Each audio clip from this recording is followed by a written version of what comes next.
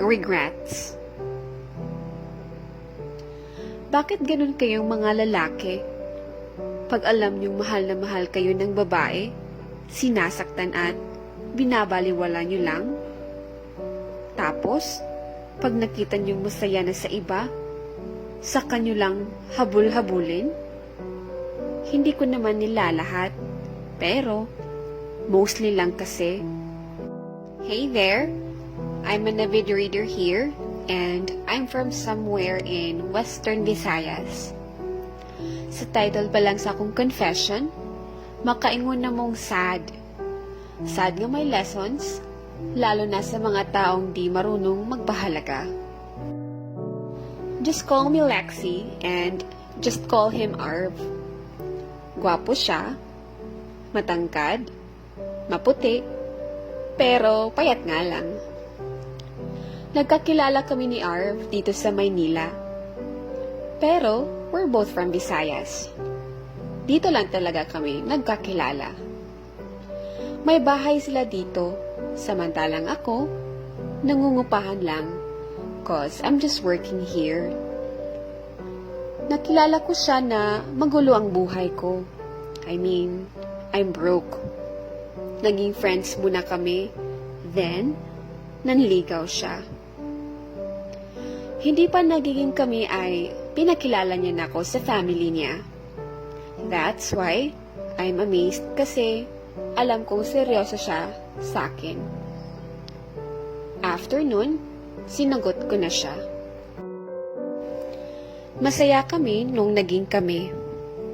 Lagi na ako pinapasyal sa kanila. Naging close kami ng mga ate niya, pati na rin mama niya. Pareho kaming wala ng father ni Arv, kaya nagkakaintindihan kami. Lahat ng ate at kuya niya ay may sariling pamilya na, at siya na lang ang wala. Till time comes na uuwi yung ate niya sa Visayas at walang maiiwan sa bahay nito. Ako yung niyayan ng ate niya na doon muna tumira sa bahay niya. Pumayag ako kasi malaking tipid na rin sa akin yun. Kasi di na ako magbabayad ng upa sa bahay. Nung doon na ako nakatira sa ate niya, lagi na rin siya doon. We're living like a married couple. Lalo ko pa siya minahal habang tumatagal ang pagsasama namin. Habang sobra ko na siyang minamahal, siya naman ay nag-iiba. Lagi ko siyang nahuhuling may kachat. Tuwing nahuhuli ko siya, lagi niyang sinasabing tinatry niya lang ako kung magagalit ba ako. Gusto kong mainis sa kanya. Sino ba naman ang di magagalit na babae kung may ibang babae ka? Pero kahit ganun, iyak at tahimik lang ang nagagawa ko. Kasi baka mag-away pa kami at mawi sa hiwalayan. At di ko kayang mangyari yon. Sobrang siloso niya rin. Tuwing makikita niyang magka-chat kami ng mga kaibigan kong lalaki, ay galit na siya na dumadating sa point na nasasaktan niya na ako. Samantalang kapag nambabae siya, wala man lang akong magawa, kundi umiyak lang. Judge me guys, pero that time kasi, sobrang mahal ko siya at ayokong mawala siya sa akin. Nakatatak sa isip ko na I owed him for saving me from brokenness before. Tuwing nag-aaway kami, kahit maliit lang na bagay ay gusto niya na akong hiwalayan. Pero syempre, di ako pumapayag. Ayokong maghiwalay kami. Since nagkasama kami, ako lahat bumibili ng pagkain namin. Nagbabayad ng kuryente, lahat ako. Pati damit niya, ako lahat bumibili. Yung pera niya, sa kanya lang. Panginom niya kasama, barkada niya. Tiniis ko lahat yon dahil sobrang mahal ko siya. For almost 2 years na ganun yung setup namin, ramdam kong wala siyang pakialam sa akin. Hinayaan niya lang akong mahirapan. July 2019, gusto niya na talaga akong hiwalayan dahil lang nagalit ako sa kanya Kasi gabi-gabi silang nag-iinom ng tropa niya, tapos may kasama pang babae. Sobrang higpit at mahinala ko daw kaya mas mabuting maghiwalay kami. Sino ba ang di magagalit nun? Na yung mga nagagawa niya sa iba, mga nagagastos niya sa iba, ni minsan, di man lang niya nagawa sa akin. That time, pumayag akong maghiwalay kami. Di ko na kaya, suko na ako. For almost 2 years na inintindi ko siya, di naman sigurong masamang bigyan ko ng break sarili ko.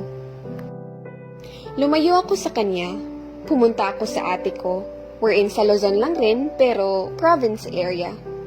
Nag-aral ako ulit ng college. Nag-working student ako sa isang fast food chain. Aral sa umaga, work sa gabi. Sobrang nililibang ko lang sarili ko dahil sa lungkot at sakit ng nararamdaman ko. 1 week pa lang hiwalayan namin, nalaman ko nang may iba na siya. Sobrang sakit kasi siya ang saya. Samantalang ako kahit 1% lang ng pag-move on, di ko pa rin nagagawa.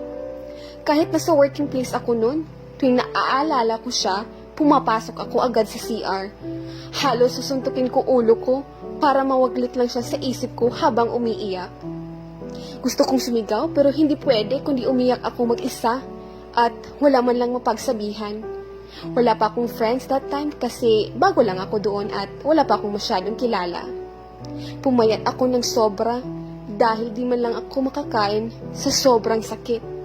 Namimiss ko siya pero alam ko lang sa sarili ko na wala nang chance sa amin. May iba na siya and I really need to move on. Binigyan ko ng time ang sarili ko. Nakipag-friends ako sa iba. May gusto na ring manligaw sa akin sa work at school, pero binigyan ko pa rin ng 3 months rule ang breakup namin. Hinihintay ko pa rin si Arv, baka sakaling babalik pa siya sa akin. Nabalitaan ko na rin hiwalay na sila nung dating pinalit niya sa akin, at may bago na naman siya ulit. Oo, nakailang palit na siya ng babae samantalang ako, heto pa rin naghihintay sa kanya. After 3 months, sinimulan ko nang mag-entertain ng manliligaw sa akin. Let's call him Aaron. He's a marine engineering student. Ibang-iba siya kay Arv. Lagi niya akong nilalabas. Tinutulungan niya ako sa mga assignments ko kahit magkaiba course namin. Siya yung laging umiintindi sa akin. Pag nawawalan ako ng pera, siya yung laging natatakbuhan. After 1 month, sinagot ko siya. We're almost 8 months na ngayon at wala akong naging problema kay Aaron. May pag-aaway rin kami minsan, pero si Aaron ang laging umiintindi sa akin. Siya ang laging nagsasorry para maayos agad. Di niya ako pinapatulog kapag di pa kami okay. This July, bumalik ako dito sa Manila. Nag-work ako ulit dito sa work ko dati. Kasi online lang naman ang klase ngayon. Naging LDR kami ni Aaron, which is, naiintindihan naman niya. May tiwala siya sa akin at may tiwala ako sa kanya. Alam kong mahal niya ako at mahal ko din siya. Simula nang bumalik ako dito ay di na ako tinitigilan ni Arv. Lagi siyang nagde-text o chat sa akin. Alam niya na rin na andito ako sa boarding ko dati kasi sinabi ko sa ate niya na bumalik ako dito. One day, pumunta siya sa boarding ko. Day off ko noon. Gusto niya daw kaming magkabalikan. Like, what the heck?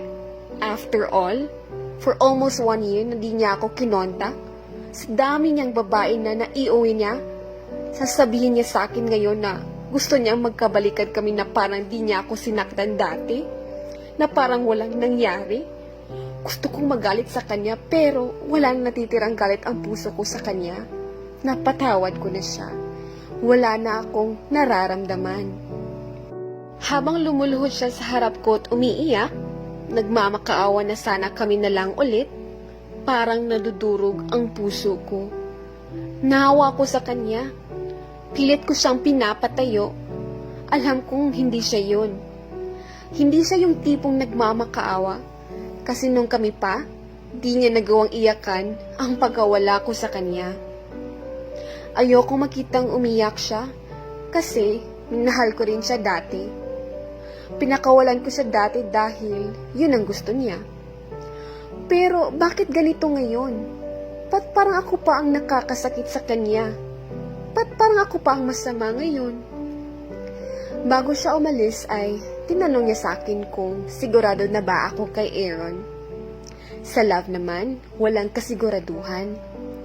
It's either win or lose, but at least ako yung nagmahal ng totoo at wala akong pagsisihan sa huli. Sinabi ko sa kanya na mahal ko si Aaron. Nakita ko sa kanya ang sakit. Ang sakit na nararamdaman ko noon kung paano niya ako binabaliwala. Kung paano ako masaktan noon tuwing may babae siya. Lahat ng sakit na nararamdaman ko noon, nakikita kong nararamdaman niya ngayon. Naawa man ako sa kanya, pero wala na akong magagawa. Mahal ko si Aaron at ayokong makasakit dahil alam ko ang feeling na masaktan. To you, Arv, I hope you find healing. Kahit sobrang sinaktan mo ako, hinintay pa rin kitang bumalik noon, pero huli ka na. I healed already. Sana magsilbing lesson na rin sa'yo to. Huwag mong sayangin at baliwalain ang taong nagmamahal sa'yo ng sobra. Dahil pag ang taong naging martir ay mauntog, ay hinding-hindi mo na mababalik yan. I'm praying for you, Arv. Alam kong mabilis ka lang makamove on. Salamat sa pananakit mo. Dahil pag di nangyari yon, di ko mahahanap yung taong mamahalin ako for what I've deserved. So, please, Arv, sana wag mo na akong guluhin. Dahil nung nanghingi ka sa akin ng kalayaan, nanahimik ako at pinalaya kita kahit masakit. I'll be your friend if you want. Pero, di na tayo babalik pa sa dati. Hanggang doon na lang yun.